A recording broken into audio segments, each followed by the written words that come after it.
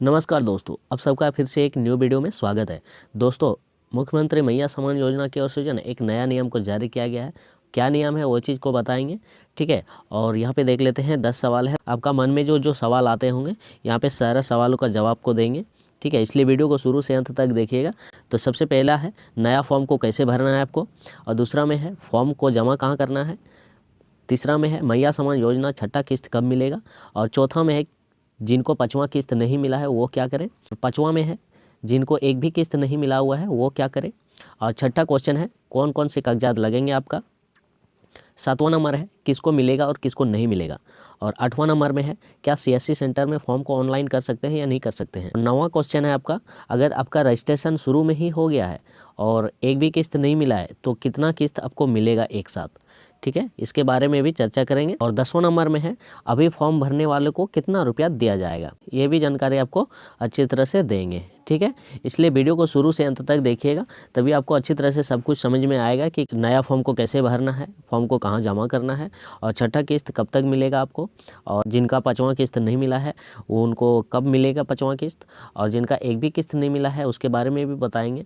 कौन कौन से कागजात लगेंगे आपका वो भी बताएंगे, आपको किसको मिलेगा पैसा और किसको नहीं मिलेगा उसके बारे में भी बताएंगे। क्या आप सीएससी सेंटर में आप ऑनलाइन कर सकेंगे या नहीं कर सकेंगे उसके बारे में भी बताएंगे। अगर आपका रजिस्ट्रेशन शुरू में ही हो गया है तो आपको एक साथ में कितना रुपया दिया जाएगा उसके बारे में भी बताएंगे। अभी फॉर्म भरने वालों को कितना रुपया दिया जाएगा इसके बारे में भी अच्छी तरह से डिटेल से बताएंगे। इसलिए इस वीडियो को शुरू से अंत तक देखिएगा, तभी आपको अच्छी तरह से समझ में आएगा।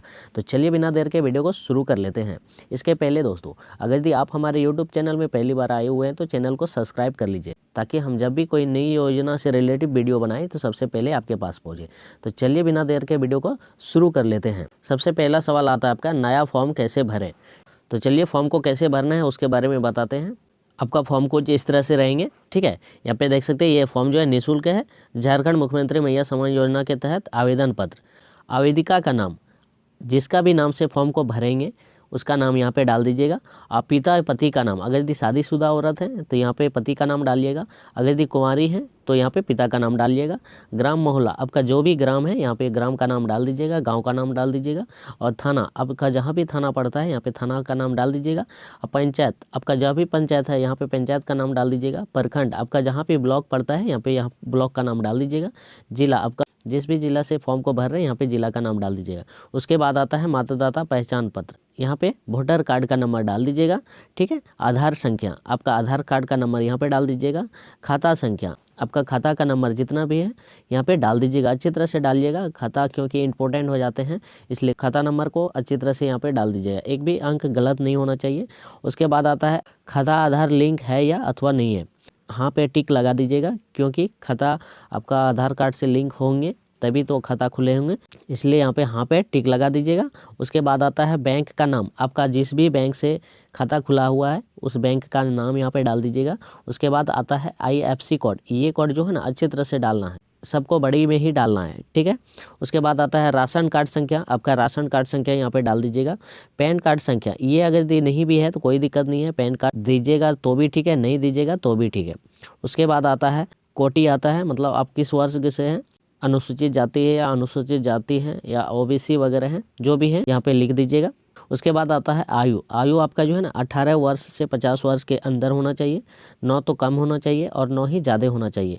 यहाँ पे साथ में ही जन्म तिथि लिख दीजिएगा। आपका आधार कार्ड में जो भी जन्म तिथि वगैरह है यहाँ पे अच्छी तरह से डाल दीजिएगा, ठीक है। आवेदिका के पहचान चिन्ह, आपका जो भी पहचान चिन्ह है शरीर में वो चीज़ यहाँ पे डाल दीजिएगा। आवेदिका का मोबाइल नंबर, आप अपना मोबाइल नंबर यहाँ पे डाल दीजिएगा, ठीक है। उसके बाद आवेदिका विवाहित हैं या फिर कुंवारी हैं, अगर यदि आपका विवाह हो चुका है तो यहाँ पे हाँ कर दीजिएगा, अगर यदि विवाह नहीं हुआ है तो यहाँ पे नहीं कर दीजिएगा, ठीक है। आवेदिका की स्थिति विधवा है या तलाकशुदा है या फिर परित्यक्ता है, में टिक लगा दीजिएगा, ठीक है। उसके बाद कौन कौन से कागजात आप लगा रहे हैं वो चीज़ पे यहाँ पे टिक लगा दीजिएगा। अगर गलत है इधर सही है, सही के कॉलम में सही लगाइएगा, जो चीज़ आप दे रहे हैं। आधार कार्ड में यहाँ पे टिक लगाइएगा। उसके बाद बैंक खाता पासबुक दे रहे हैं यहाँ पे टिक लगाइएगा। उसके बाद राशन कार्ड है, राशन कार्ड यहाँ पे टिक लगा दीजिएगा। उसके बाद यहाँ पे मतदाता पहचान पत्र अगर दे रहे हैं तो यहाँ पे टिक लगा दीजिएगा। उसके बाद पैन कार्ड संख्या दे रहे हैं या नहीं दे रहे हैं तो यहाँ पे नहीं दे रहे हैं तो यहाँ पे गलत टिक लगाइएगा, अगर दे रहे हैं तो यहाँ पे फिर सही टिक लगाइएगा। और उसके बाद है स्वघोषणा पत्र। स्वघोषणा पत्र फॉर्म के साथ ही मिलेंगे, इसलिए यहाँ पे सही का टिक लगा दीजिएगा। इस तरह से आप अपना फॉर्म को भर लीजिएगा। तिथि यहाँ पे डाल दीजिएगा, जिस भी तारीख को आप फॉर्म को भर रहे हैं यहाँ पे तारीख डाल दीजिएगा। उसके बाद यहाँ पे जो है ना, आप अपना दस्तखत करने जानते हैं तो यहाँ पे दस्तखत कीजिएगा, नहीं तो फिर अंगूठा का निशान यहाँ पे लगा दीजिएगा। उसके बाद आता है ये घोषणा पत्र, यही घोषणा पत्र है, ठीक है। मैं आवेदिका, आपका आवेदिका का नाम, जिसका भी नाम से फॉर्म को भर रहे हैं उसका नाम यहाँ पे डाल दीजिएगा। पिता पति, जो अगर यदि शादीशुदा हैं तो पति का नाम डालिएगा, नहीं तो फिर पिता का नाम डालिएगा। उम्र क्या है, आप कितना साल हो रहा है वो चीज़ यहाँ पे डाल दीजिएगा। ग्राम, आपका जो भी गाँव का नाम है यहाँ पे डाल दीजिएगा। उसके बाद पोस्ट आपका जहाँ भी पड़ता है यहाँ पे डाल दीजिएगा। थाना आपका जहाँ भी पड़ता है थाना का नाम यहाँ पे डाल दीजिएगा। पंचायत आपका जहाँ भी पड़ता है पंचायत का नाम यहाँ पे डाल दीजिएगा। प्रखंड, अंचल, मतलब आपका जहाँ भी ब्लॉक पड़ता है यहाँ पे डाल दीजिएगा। जिला का नाम यहाँ पे डाल दीजिएगा। मोबाइल नंबर यहाँ पे डाल दीजिएगा, ठीक है। उसके बाद यहाँ पे जो है ना, आप अपना हस्ताक्षर कर दीजिएगा, सिग्नेचर वगैरह कर दीजिएगा यहाँ पे, ठीक है। उसके बाद ये पावती रसीद आपको दिए जाएंगे, वहीं से जहाँ पे फॉर्म आपको जमा करना होगा, कहाँ पे फॉर्म को आप जमा कीजिएगा वो भी बताएंगे, ठीक है। पावती क्रमांक संख्या यहाँ पे लिखा रहेगा, जहाँ पे जमा लेंगे वो अपना क्रमांक संख्या यहाँ पे देंगे कि किस नंबर पे आपका जमा हुआ है, ठीक है। आवेदिका का नाम यहाँ पे फिर से डाल के देंगे। उसके बाद पिता या पति का नाम यहाँ पे रहेगा, आपका ग्राम मोहल्ला आपका यहाँ पे रहेगा, थाना यहाँ पे रहेगा, पंचायत का नाम यहाँ पे रहेगा, प्रखंड का नाम यहाँ पे रहेगा, जिला का नाम यहाँ पे रहेगा। मोबाइल नंबर आप जो भी दिए रहेंगे यहाँ पे भर के देंगे। उसके बाद तिथि है आपका, जो भी तिथि को ये पावती रसीद देंगे उस तिथि को यहाँ पे दे देंगे। उसके बाद जो भी आपका फॉर्म को जमा लेंगे वो अपना यहाँ पे हस्ताक्षर करके दे देंगे। ये आपका पावती रसीद हो जाएगा। और यहाँ पे वो जो पावती रसीद का क्रमांक संख्या रहेंगे यहाँ पे लिखा रहेंगे, ताकि आप बाद में उनको सूचना दे सके कि इस तारीख को इस क्रमांक संख्या में हम अपना फॉर्म को जमा कराए हैं। बाद में आप उनको बोल सकते हैं, बाई चांस आपका फॉर्म रिजेक्ट या कुछ भी कर दिया गया रहे तो बाद में आप उसको बोल सकते हैं। तो फॉर्म भरने के लिए आपको अच्छी तरह से पता चल गया कि किस तरह से आपको फॉर्म को भरना है। उसके बाद आते हैं फॉर्म को जमा कहाँ करना होगा। तो चलिए फॉर्म को कहाँ जमा करना होगा उसके बारे में भी डिटेल से बताते हैं। ब्लॉक में जाके आपको जमा करना है, अगर यदि ग्रामीण से हैं, और अगर यदि शहर से हैं तो अंचल कार्यालय जाके आपको फॉर्म को जमा करना है, ठीक है। अब आते हैं तीसरा नंबर में, मैया सम्मान योजना छठा किस्त कब मिलेगा, ठीक है। तो चलिए छठा किस्त के बारे में भी जान लेते हैं कि छठा किस्त आपको कब मिलेगा। तो देख सकते हैं यहाँ पे मैया सम्मान योजना छठा इंस्टॉलमेंट डेट, मुख्यमंत्री मैया सम्मान योजना 5वां किस्त 6 जनवरी 2025 को जारी की गई है, लेकिन अभी तक सरकार ने छठी किस्त जारी करने का डेट ऐलान नहीं किया है। हालांकि महिलाओं को जनवरी 2025 में ही छठी किस्त का लाभ मिलेगा। उम्मीद की जा रही है कि 14 जनवरी तक महिलाओं को छठा किस्त 2500 रुपया प्राप्त हो सकते हैं। लगभग 57 लाख महिलाओं को इसका लाभ मिलने वाला है। सरकार की ओर से जैसे ही छठा किस्त जारी करने से संबंधित जानकारी दी जाएगी तो हम आपको ज़रूर बता देंगे। इसलिए 14 जनवरी के बाद ही आपको छठा किस्त मिलने की उम्मीद है, क्योंकि 11, 12, 13 तक जो है ना 5वां किस्त ही सबको दिया जाएगा। उसके बाद 14 जनवरी के बाद से आपको छठा किस्त देने का बात विचार करेंगे, और जैसे ही सरकार ने छठा किस्त का डेट ऐलान करता है तो हम आपको बता दें। इसलिए आप हमारे चैनल को सब्सक्राइब करके रखें, ताकि हम जब भी छठा किस्त के बारे में कोई भी डेट आता है तो हम आपको बताएंगे। चलिए अब जान लेते हैं जिनको 5वां किस्त नहीं मिला है वो क्या करें। तो मैं आपको बता दूं, अगर यदि आप शहरी महिलाएं हैं तो आप सीओ कार्यालय जाकर उस चीज़ का जानकारी लें। अगर यदि आप ग्रामीण से हैं, ग्रामीण महिलाएं हैं, तो आप बीडीओ कार्यालय में जाकर उसका जानकारी वहाँ पे बीडीओ को बताएं कि इस तरह से मेरा 5वां किस्त नहीं घुसा हुआ है, कहाँ पे क्या हो रहा है आप हमको बताइए। तो वो आपको ज़रूर बताएंगे कि आपको क्यों नहीं घुसा है, कब तक घुस जाएंगे। अभी वैसे घुसने का डेट ख़त्म नहीं हुआ है, 14 के पहले सबका अकाउंट में 5वां किस्त घुस जाएगा। इसलिए आप लोग घबराइए नहीं, आप लोगों का भी किस्त घुस जाएगा। तो आपको कंफर्म पता चल गया कि 5वां किस्त आपको कब तक मिलेगा, 14 के पहले मिल जाएगा।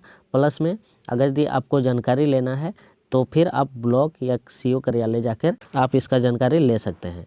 चलिए अब 5वां नंबर बात कर लेते हैं, जिनको एक भी किस्त नहीं मिला है वो क्या करें। देखिए, आप जो फॉर्म भरे हुए थे तो आपका फॉर्म सीएससी सेंटर से भराया गया था, लेकिन तभी क्या हुआ, कुछ गलती हुआ होगा जिसके कारण आपका फॉर्म को रिजेक्ट कर दिया गया, ठीक है। लेकिन अब क्या करना होगा, आप फॉर्म को अच्छा तरह से भरिए और फॉर्म के साथ में आधार कार्ड का जीरोक्स, खाता का जीरोक्स, राशन कार्ड का जीरोक्स और अपने पास फ़ोटो, ये सब चीज़ का जीरोक्स लगा के, और आप अगर यदि शहरी महिलाएं हैं तो सीओ कार्यालय जाइएगा, अगर यदि ग्रामीण महिलाएं हैं तो बीडीओ कार्यालय जाकर वहां पर जमा कर दीजिएगा, और फिर से आपका फॉर्म ऑनलाइन कर दिए जाएंगे, तभी आपको फिर पैसा मिलना शुरू हो जाएगा, ठीक है। तो इस तरह से आप अपना फॉर्म को फिर से भर सकते हैं। अब चलिए बात करते हैं छठा नंबर, कौन कौन से कागजात लगेंगे। तो देखिए, तो सबसे पहले आ जाता है आपका कागजात में आधार कार्ड। आप अपना आधार कार्ड का जीरोक्स लगाइएगा। दूसरा में आ जाता है आपका अकाउंट नंबर, खाता, आप अपना खाता का जीरोक्स लगाइएगा। और तीसरा में आ जाता है आपका राशन कार्ड। ये जो राशन कार्ड है, राशन कार्ड कोई भी राशन कार्ड हो, राशन कार्ड का जीरोक्स, ये 3 चीज़ आपको देना ज़रूरी है। आधार कार्ड हो गया, राशन कार्ड हो गया और खाता हो गया, मतलब पासबुक हो गया। ये 3 चीज़ आपको देना ही है, साथ में एक फ़ोटो लगाना भी है।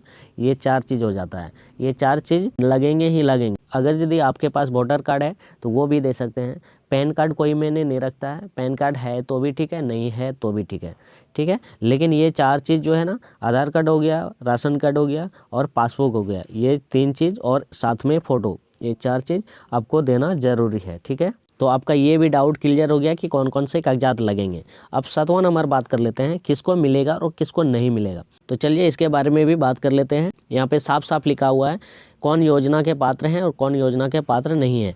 जो झारखंड के मूल निवासी हैं, आवेदन करते समय उनका उम्र जो है 18 वर्ष से ज़्यादा होना चाहिए और 50 वर्ष से कम होना चाहिए, ठीक है, वही इसका लाभ ले सकते हैं। आवेदन के पास आधार कार्ड, राशन कार्ड हो और आयकर देने वाला परिवार से नहीं हो, जो कोई भी टैक्स वगैरह देते हैं उस परिवार से नहीं हो।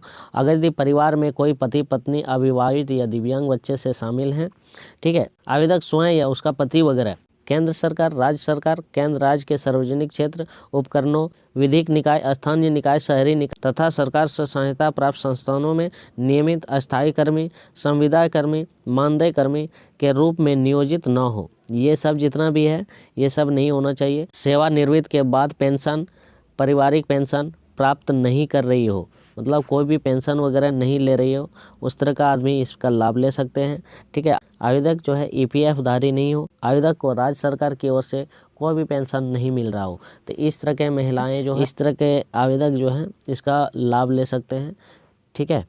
इस सब में से कोई भी चीज़ नहीं होना चाहिए, ठीक है।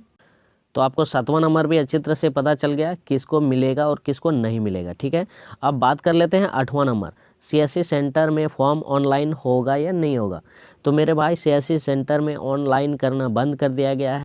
अब जो है आपको ब्लॉक या फिर CO कार्यालय में जाके ही फॉर्म को जमा करना होगा, ठीक है। अब बात कर लेते हैं 9वां नंबर, अगर आपका रजिस्ट्रेशन शुरू में ही हो गया है तो एक साथ में कितना रुपया दिया जाएगा। अगर यदि आपका रजिस्ट्रेशन शुरू में ही हो गया है तो आपको जो है ना, जितना भी किस्त दिया गया है, अभी 5वां किस्त दे रहा है, फिर अब की बार 6ठा किस्त देगा। अगर यदि शुरू में ही आपका रजिस्ट्रेशन हो गया होगा, पेंडिंग में पड़ा रहे, अगर यदि रजिस्ट्रेशन हुआ रहेगा तो आपको जितना भी किस्त दिया जा रहा है सब टोटल मिला के जो है ना, अगर यदि मान लीजिए 5वां किस्त तक में आपका पैसा दे रहा है तो 5वां किस्त में सबको मिला है 6500 रुपया, तो आपको 6500 रुपया देंगे। अगर यदि 6ठा किस्त तक आपका फॉर्म को सही कर दिया जाता है तो 6ठा किस्त में फिर आपको 9000 रुपया दिया जाएगा। उसके बाद आते हैं 10वां नंबर, अभी फॉर्म भरने वालों को कितना रुपया दिया जाएगा। अगर यदि आपका अभी फॉर्म को भर रहे हैं तो मान लीजिए अभी का किस्त चल रहा है 2500 रुपया, तो आपको 2500 रुपया मिलेंगे। अगर यदि यही फॉर्म शुरू से ही आपका रजिस्ट्रेशन हुआ रहता तो फिर आपको जितना भी किस्त का पैसा दिया गया है सबको, उसी तरह से आपको भी सब किस्त का पैसा एक साथ जोड़ के दिया जाता, ठीक है। लेकिन अभी जो फॉर्म को भरेंगे उनको 2500 रुपया ही मिलेंगे, इस मंथ का ही किस्त मिलेंगे। तो आपको सभी सवालों का जवाब अच्छी तरह से मिल गया होगा। उम्मीद करता हूँ कि ये वीडियो आपको अच्छा लगा होगा। अगर अच्छा लगा है तो एक लाइक ज़रूर कर दीजिएगा, और अगर यदि आप हमारे YouTube चैनल में पहले बार आए हुए हैं तो चैनल को सब्सक्राइब कर लीजिएगा, ताकि हम जब भी केंद्र या राज्य सरकार से कोई भी रिलेटिव योजनाएँ निकले और वीडियो बनाएं तो सबसे पहले आपके पास पहुँचें और आप इस जानकारी को पा सकें। तो चलिए मिलते हैं नेक्स्ट वीडियो में, तब तक के लिए जय हिंद।